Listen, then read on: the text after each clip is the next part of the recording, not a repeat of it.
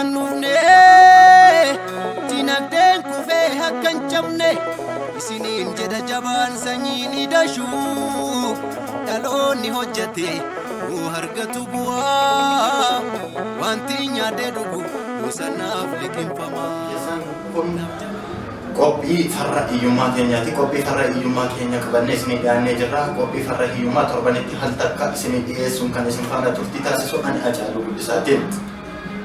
Qophii farra hiyyummaa keenya keessumaa godhannee kan dhiyaannes keessummaan keenya nu dhiyaatanii jiru. Keessummaa keenya guyyaa har'aa kan qabannee isinii argamnu ta'a. Keessummaa keenya guyyaa har'aa taatanii istiidiyoo keenyatti argamtanii yaadannoo qooduuf eeyyamamaa ta'uu keessaniif yo baga nagaan dhuftanii isiniin jennu. Baga nagaan dhuftanii isinis gara biroo keenyatti. Dhaggeeffattoota keenya gara qophiin keenya farra hiyyummaa eegalee jira. Qophii keenya farra hiyyummaa hanga goolabnu yookaan hanga xumurrutti nu faana turtii taasisan affeerraa keenya jalqabutti jira. Qophiin keenya akkuma beekamu gaaffiif deebiidha. Gaaffiif deebii keenya guyyaa har'aa keessaa qabxii tokkoffaa egaa akkuma beektan keessummaan keenya guyyaa har'aa abbaa mul'ataa waldaa dargaggoota Shaffee hojii gamtaa waliigalaa pirezidaantii kan ta'an obbo Sanyii Idashuu Loseeti. Obbo Sanyii Idashuu Losee mee hundeeffamni waldaa keenya akkamitti hundeeffame? Kaayyoon hundeeffama isaa maali jettanii yaaddu? Kaayyoon waldaa keenya waldaan dargaggoota Shaffee hojii gamtaa waliigalaa akkuma beekamu atilees jettee jirta farra hiyyummaa jettee moggaafama laattee fi dhuftee jirta sagantaa keetiif jechaadha. Kanaaf farra hiyyummaati miti. Farra hiyyummaati.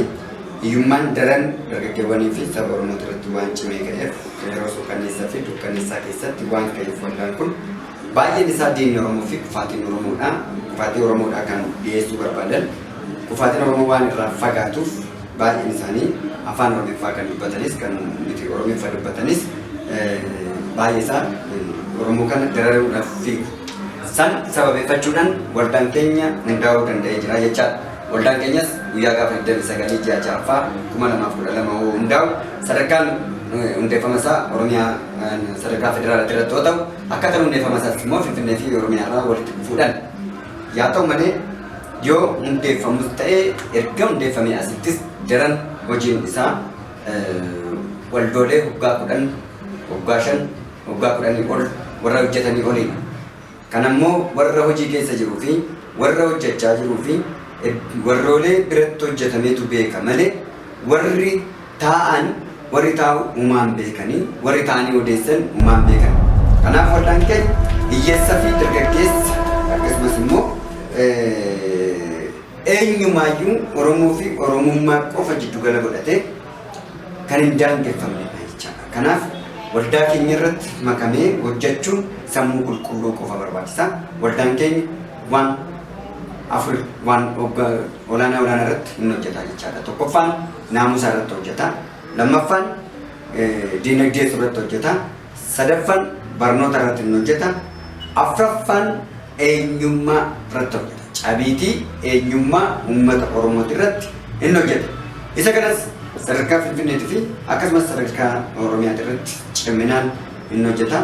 Naannoo biraattis hanga dhaqee kamisee ga'uttis biyya keessas biyya alattis hin hojjeta. Hidhamisa godhatee socho'aa jechaadha.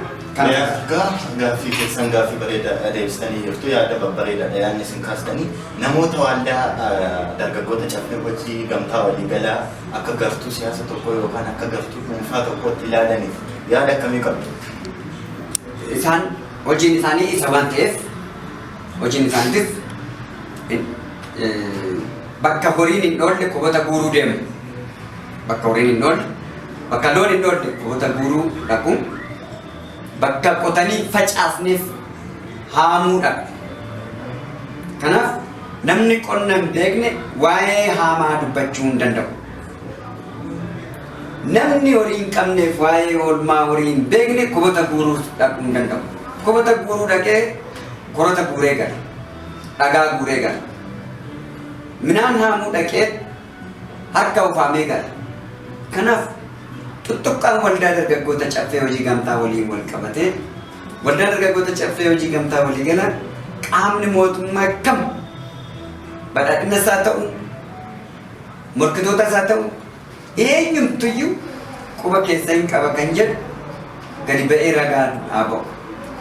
Sabni siyaasi nuti holola siyaasaa keessaa hin qabnu warri holola siyaasaa nurratti oofu immoo haa oofu.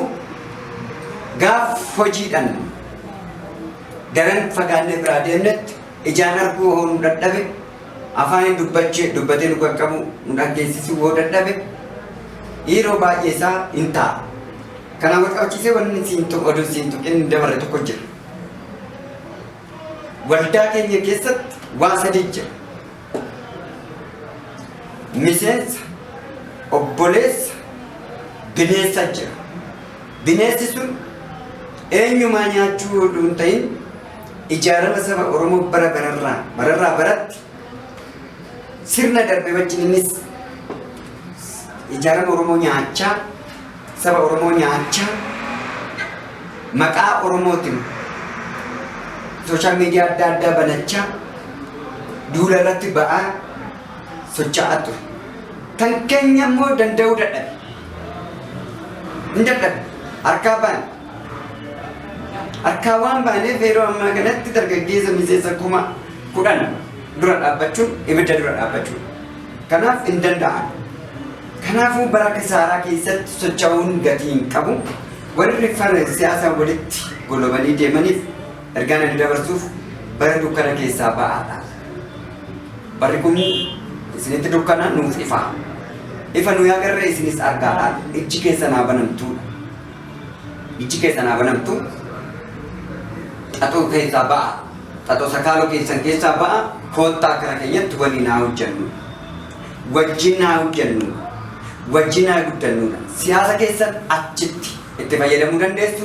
Nu bira dhuftan garuu akka waan hundarraa walaba taane beektanii walaba taatanii nu bira dhufuu qabdu malee kototaan nu bira dhufuun waan hin danda'amneef warri kototaan nu bira dhufee kotota isaaniitti beekneetoo ofirraa ari'uu dandeenya of keessaa bulokkoon FB keenyarras sooshaal miidiyaa keenyarras warri bulokkoon kara biraatiin seenanii cabsoo irratti deemuun ni jiraata. Inni immoo nun tuqu nuti hojii keenya hojjenna malee miidiyaa namaati irratti cabnee jabaannee gatii hin qabnu. Yaadata bal'aadha yaadonni isin ibsitanii waldaan keenya gartuu siyaasa tokkollee osoo hin taane gartuu nama dhuunfaa tokkollee osoo hin taane kan inni hojjetu uummata isaa qofarra jechuudha. Yaada bareedaadha kan isin kennitanii namoonni kaanis namoonni miidiyaa keenya hordofanis hundi yaadni kun hin gadaaf jennee yaadna. Qabxii lammaffaatti yoon isin dabarsu immoo kaayyoo waldaan keenya qabatee jiru gara fuula duraatti maal fa'a kan jedhu irratti mee kaayyoon waldaan keenya qabatee uummata isaatii gara fuulduraatti dhufaa jiru kaayyoo akkamiiti? Hawwii akkamii qabaaf uummata isaatii? Sidiq waldaan keenya kaayyoo qofaa miti. Hiree uummata Oromoo ta'a jennee xixxaman. Hiree uummata Oromoo ta'uu jira. Kaayyoon nuyi qabannee dhufne waggaa 2 waggaa 3 keessatti waggaa 2 waggaa 3 fuuldura keenya kana keessatti saba Oromoo qaqallaan argitu. Saba Oromoo daalacha nagartu. Dargaggeessa Oromoo hojii barbaaduuf CV baatee timboo baatee balbala warsholee irra hiriiru nagartu. Balbala Oromoo tokko isaatirra warra harka duwwaatitu warri sammuun isaa qullaa ta'e har'a sammuun isaa qullaa borutti immoo karatti deemu dhabeetu balbala uummata Oromoo dargaggeessa Oromootirra dhaabbatee kadhata. Har'a uummata Oromoo gadi qabuu danda'u boruuf hin danda'amu. Sababni isaa waldaan keenya waan hedduu qabatee jira. Waan hedduu of keessatti qabateeti kan jiru. Kanaaf waldaan keenya waan uummanni Oromoo akka saba Oromootti tana dura ijaaramee hin beeknee fi ijaaramuudhaafis hin qophoofne seera harkaa hin qabne finnee jiru. Fakkeenyaaf seerri kun keeyyata seeraa Itoophiyaa jedhamee ilaalamuu danda'a. Kooppareetiivii seera qaba.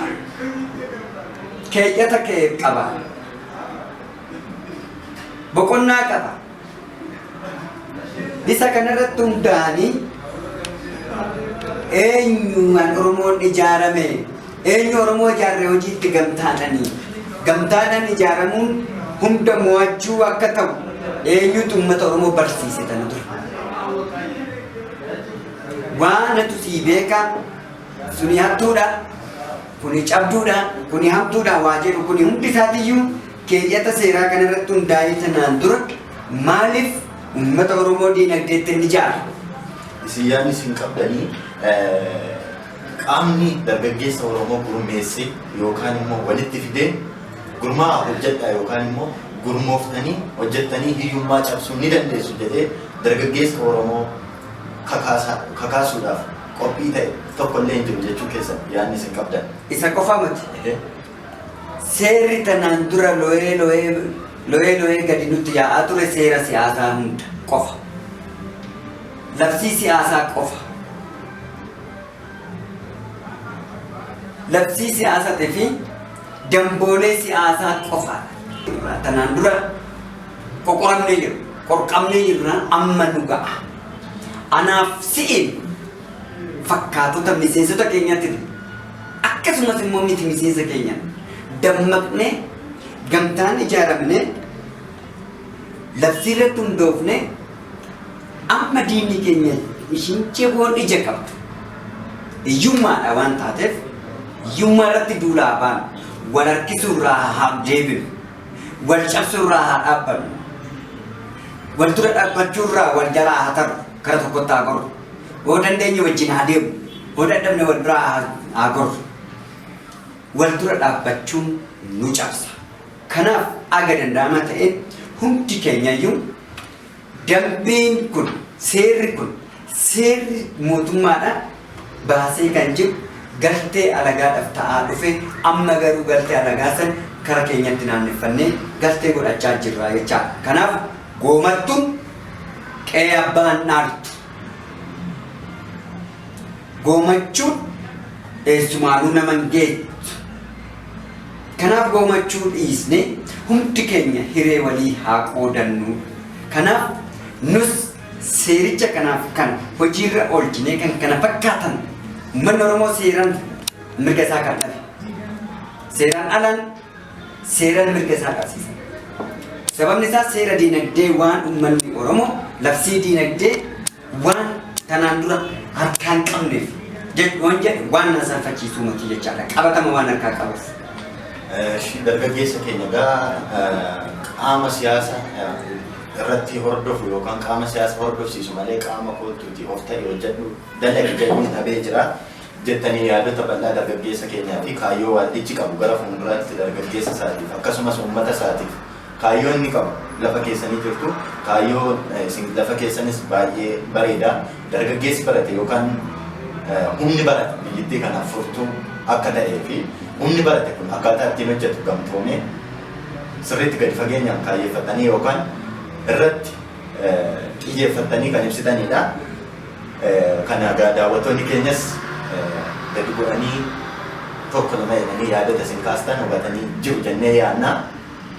Qabxii sadaffaatti yoo dabarru qabxiin sadaffaan keenya immoo waan dargaggoota caffee hojii gamtaa walii galaa miseensa isaatiif miseensa isaa gara hojiitti galchaa jira. Hojii hojjechiisaa jira yeroo ammaa kanatti miseensa agamiiti kan inni hojiitti galchee hojjechiisaa jiru gaaffii jedhudha. Galatoon waldaan keenya karoorri nuyi karoorfanne hojiin nuyi hojjetanne kun hojiin waggaa tokko keessatti hojjanne karoora 2014 hojjanna jenne barana 2013 irratti hojjannee fedhe. Karoora 2015 hojjanna jenne amma hojjechaa jirra. Karoorri bal'isnee qabanne irra darbee deemaa jira. Yeroo ammaa kanatti miseensa 75f carraa hojii dhumnee jiru. Mindaa kaffalaa jiru. mindaa mindeeffamaa jira. Mindaan nuyi kaffalluuf baay'ee ta'uu dhiisuu danda'a. Garuu dhabaati manna dhabaa wayi. Dhabaati manna dhabaa wayi. Guyyaan har'aa bormoti. Bormoo kanarra wayyaa. Ammuma waldaan guddatu miseensota guddisaa carraa hojiis bal'isaa deema. Yeroo ammaa kanatti bakka hundattuu hojii nama babal'achuudhaaf jala qophii hundaayyuu qopheessinee fixannee jiru. Hojiittis galaa jiru. Ijaarsa jiddugala aadaadha. Jiddugala gabaa waldaa eenyu tokko keessatti bajeta ofiitiin kan ijaaru. Waldaan ammoo investimentii kamtuu biyya kanatti dhufee dooraa baatee kan dhufeeyyuu waldaa eenyu dhaabbata eenyuti kan waggaa tokko keessatti jiddugala gabaatii fi mana kuusaa kan ijaaruu danda'u. Kanaaf Amboo irrattis an ijaarre jiddugala gabaatii fi ammas ganaa gamoo ijaaruudhaaf itti qophaa'aa kan jiru faawundeeshiniin baasna. Kibba Lixa Shawaa aanaa Qasaa Maadhimaatittis jiddugala gabaatii fi mana kuusaa ijaarree jirra. Amma hojiitti galchuu qofaadha kan nu hafu. Galaan irratti akkasii Jammoo irratti suuqii 11 akkasumas mana kuusaa 6 biiroos banannee jirra. Yeroo dhiyootti immoo gamoo mataasaa magaalaa Finfinnee keessatti gamoo mataasaa taaworii mataasaa ijaarratee waldaan biiroo banee qofa ta'e kaan kireessee kaan hojiitti itti galchee miseensa galchee babal'isaa deemaa jechaadha. Rakkoon miseensaa rakkoo waldaa kanaati. Rakkoon waldaa kanaatis rakkoo miseensa kanaati. Rakkoon miseensa kanaatis rakkoo waldaa kanaatis walitti da'ame rakkoo abbaa mul'ata kan waldaa kanaati jechaadha. Kanaaf abbaan waldaa kanaa immoo abbaan mul'ata waldaa kanaa abbaan hundeeffamni waldaa kanaa hundeessaan waldaa kanaa harka guyyaa waan rafuuf hin qabu. Waan rafuuf hin qabu ofis waan dadhabsiisuuf hin qabu. Sababni isaa ijoollee qaxalee si dabalatee hundaayyuu kaameraamaanii dabalatee warroolee kaanis hundaa dabalatee biiroo tokko ijaaramuu waan qabu inistiraktara biiroo tokko guuttate waan deemaa jiru waldaan waan dadhabuuf hin qabu nus waan dadhabnuuf hin qabnu waan torbarraa bilisa ta'uu qaba uummanni Oromoo akka guddatuuf akka keenyatti akka dammaquu barbaade waan torbarraa miseensi keenyas ta'e obboleewwan keenya kooreen dagadus ta'e sirriitti hin beeku kana baratanii jiru ba'eefii jiru obboleessa kan jennuun kooree keenyan miseensa kan jennuun miseensota keenya kooree hin taanetiin bineensa kan jennuun immoo waraqata keenya qabatee fakkaatota keenya taatee nu hatuuf nu saamuudhaaf keessayis alaayis nu hatuuf nu saamuuf nu cabsuuf nu diiguuf fiigee hanguyyaan itti dukkanaa'ee amma nu nyaachisuudhaaf fiigaa kan ture dadhabee kan taa'edha jechaadha. Bineensi jechaan yeroo mara ijaarama kan nyaatuu fi nus nyaachuudhaaf kan jedhee kan irratti dammaqnee ofirraa ariinee jechaadha. Garuu kaan ammannee jirra. Haa ta'u malee nuti bineensi isa kana hojjennu waan torbarraa adda ba'uu qabu. Tokkoffaa abbaa gaaratirraa bilisa ta'uu qabu. Siyaasa warra abbaa gaaraa, siyaasa warra siyaasan abbaa warra aanga'ootaan olaantummaa aanga'ootaan warra jiran, siyaasa aangoo biyyattiitirra warra jiran jala ta'anii hammeenya jal'ina caccabii tokko qabatanii warri siyaasan karaa mootummaatiin warra abbaa gaaratirraa ergamtummaa fudhatanii warri deeman dhaabbachuu qabu nurra. Gama biraatiin ergamtummaa yookaan cabiitii na jalatti kan hin taane nan deeggarre waan nan deeggarreef diigamuu qaba jedhanii karaa morkitootaatiinis immoo warri ergamanis dhaabbachuu qabu. Kanaaf abbaa gaaraa jedhama inni lammaffaan abbaa garaa jalaa bilisa ta'uu qabu. Abbaa garaa ta'uu hin qabanii abbaa karaa afuuftu sochaattu jiddu qo'attuuf maxxantuu eeggattu kana torban keessaa ilaalcha kana torban keessaa bilisa hoo ta'an hiika isaa tokko lamaadhaan hiikuun hin danda'amu. Torban kun gaheen isaanii maal kan jedhamu. Ashiga tokko lama jettanii diina waaddichaatiifis dhaamsa gurguddaa ta'e dabarsitanii jirtu. Egaa waldaan dargaggoota caffee hojii gamtaa waliigalaa ambaasaaddarummaa argatee jira.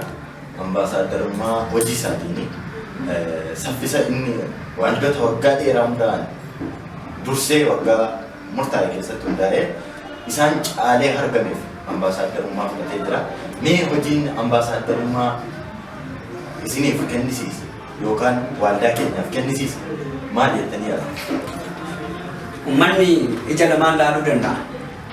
Ambaasaddarri maaliin hanga'oolee mootummaa immoo isaan ambaasaddara ta'an jechuu danda'u.